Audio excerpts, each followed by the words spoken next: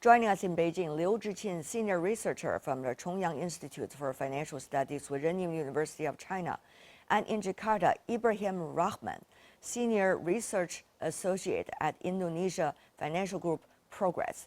Thank you so much for being with us, both of you. Now, our topic today is CIIE. It is one of the largest international events for imports, mainly organized by China. This year, it's already the 7th. But we are not seeing the 7 years each. Rather, there are more participation coming from all over the world. Mr. Liu, as a international trade scholar, I'm sure you have been following CIIE from day one. So I have such a deeply impression that this CIIE made greater contributions in China's economic opening up, especially shows our inclusiveness, awareness, and also kindness to the global market. So I think this year's will be more important to attract more important investor and partner for us. ASEAN is an important player in the participation of CIIE. We see bilateral trade between China and ASEAN has been the priority for both sides. Tell us more as to how this mechanism likely to serve better the business and trade interactions between the two sides.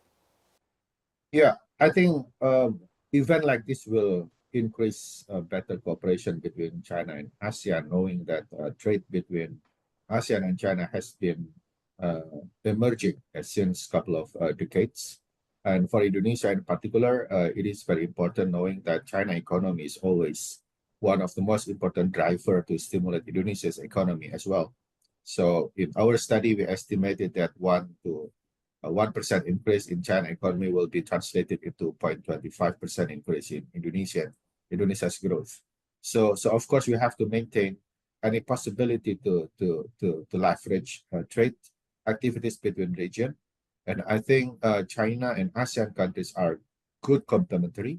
That China is always producing high technology and all end products for pretty much ASEAN citizens, but on the other hand, ASEAN countries are predominantly rich in terms of natural resources, especially Indonesia.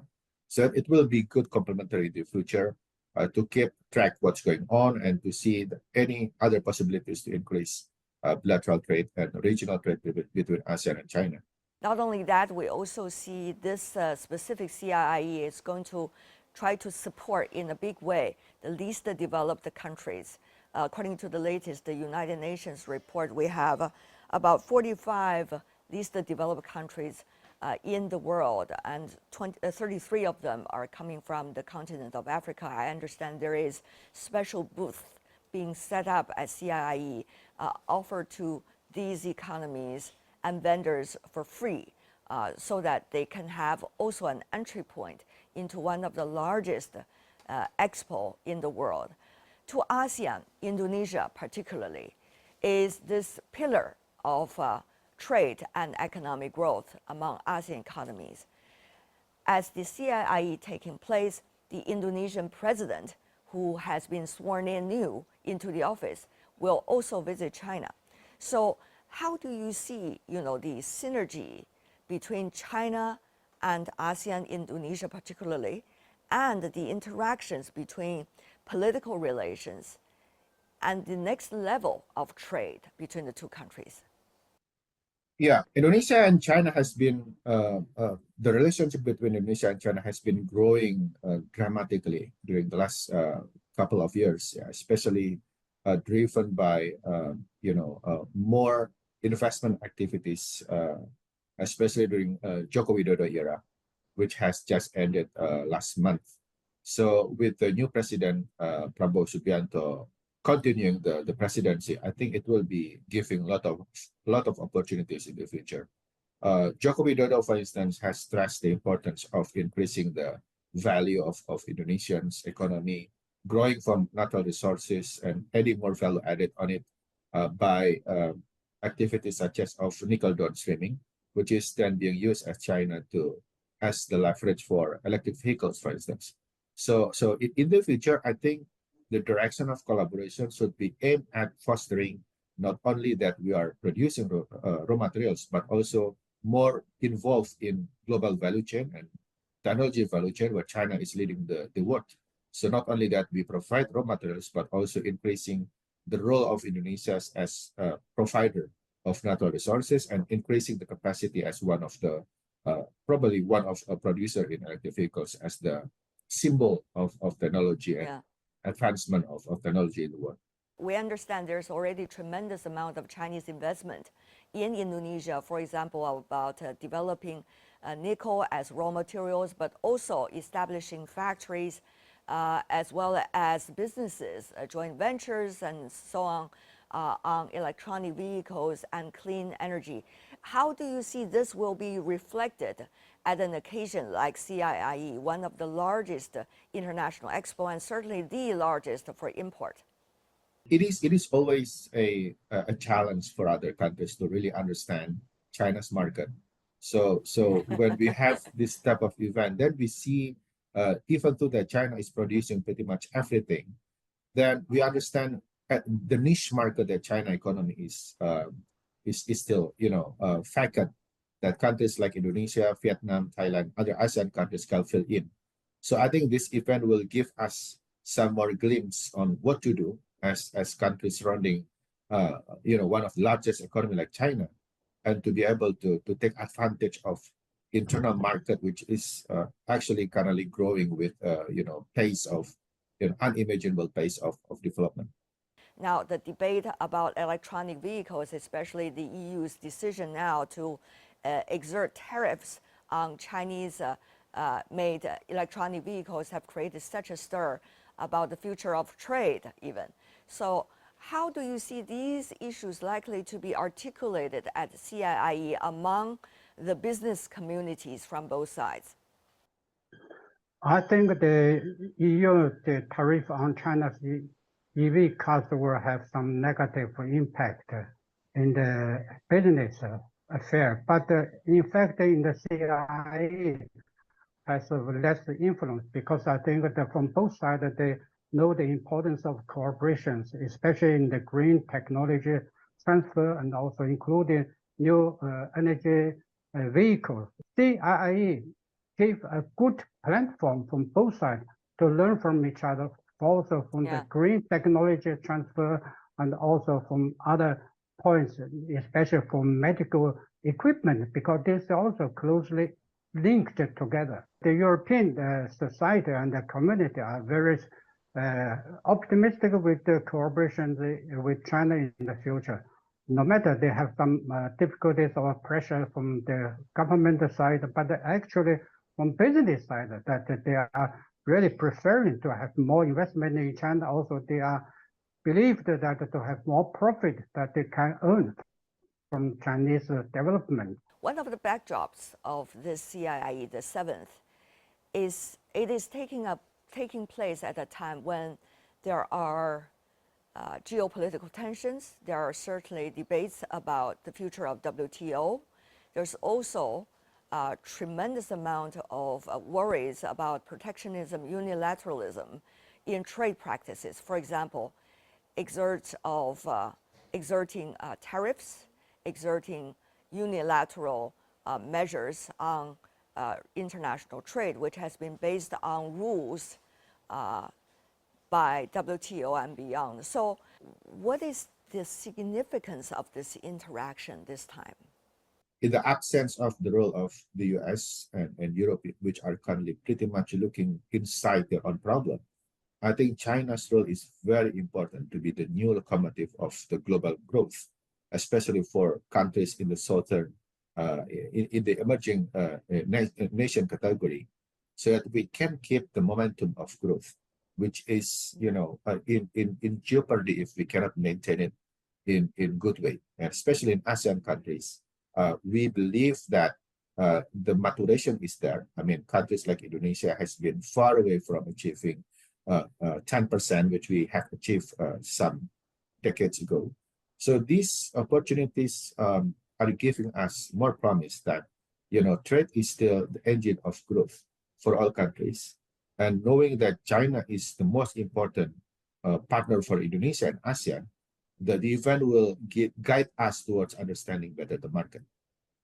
Mr. Liu, also to you, we see China's economy have slowed down somewhat during the first 3 quarters of the year. China wants to aspires to achieve the around 5% GDP growth rate. Certainly, the last quarter becoming extremely important. As a result of that, there are certain new initiatives being put forward. How much will this, in a way, translate into energy, real positive energy that the Chinese business communities can present at the CIIE, and how much will this be able to persuade international investors and international business partners of China? I think from the participants, from the numbers that increased for this year's CIIE, that shows that great confidence from international and global market. Foreign investors have more promising that target in China. So we can see that in the end of this year that we are very optimistic that China can fulfill its target because of 2 reasons. One is that the central government aware that what challenges we are facing, and that they have followed all these the effective policies to support economic development. And CIIE is one of the major actions and we have taken to show our openness and inclusiveness. This is one point. And the second point is that the market confidence already come back, because we can see October PMI already over 50.1%, that the cover on the back to the recovering territory. We have some pressures and uncertainties and challenges, especially in November and October, but also in December. But we are having more dynamic policies and to support our further strengthening of the economic development. We understand the last year at CIIE, the number has been the two-way import and export. The number has been tremendous, about 80 billion US dollars. That is quite impressive. Having said that, though, the CIIE is not just about, as the organizers suggested earlier, numbers, but rather a platform for all of us to interact about the crucial issues today. I know we are all looking for ways forward.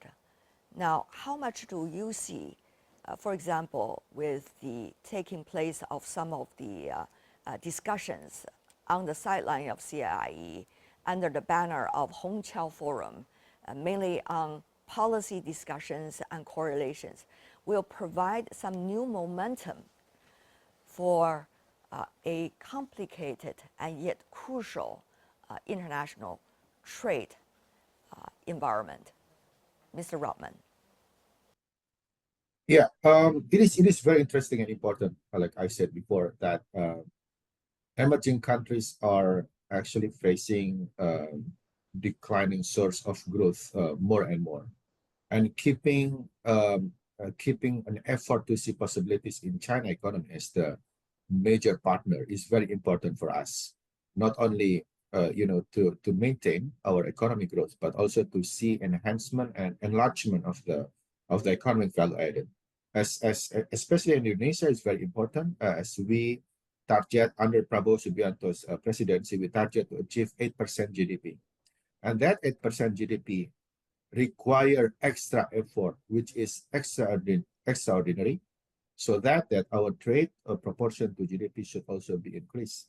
Like now we are probably about 10 to 15%, and with target of 8%, we need to increase our capacity up to probably 25% of GDP. That target should be accompanied by better understanding the market. And again, China is huge in terms of potential market that we have to try to see any possibilities to get into the market and to increase the possibility of investment. As you also mentioned, fast train in Indonesia is currently carrying more than 4 million passengers since the introduction of the project.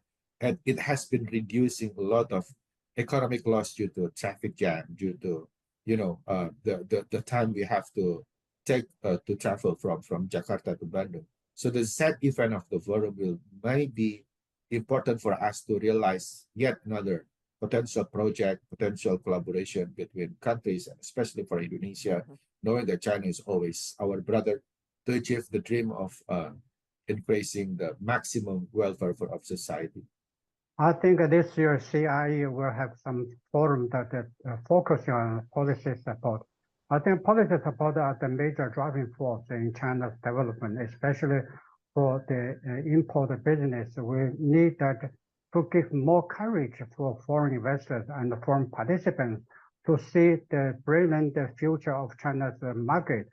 And actually, Chinese economy has four factors. One is the resilience spirit, and the second is a very daring spirit, always trying to do new things, new jobs, or new surprising to the world market. Also very pushful spirit, they always push our efforts, cooperations with all partners. And of course, the other is that very vigor, the spirit, that all these spirits can bring together Chinese partners and foreign partners in CIIE. Okay. According to some earlier reports coming out of the annual meeting of IMF and World Bank, economists have warned about slower growth, higher debts worldwide.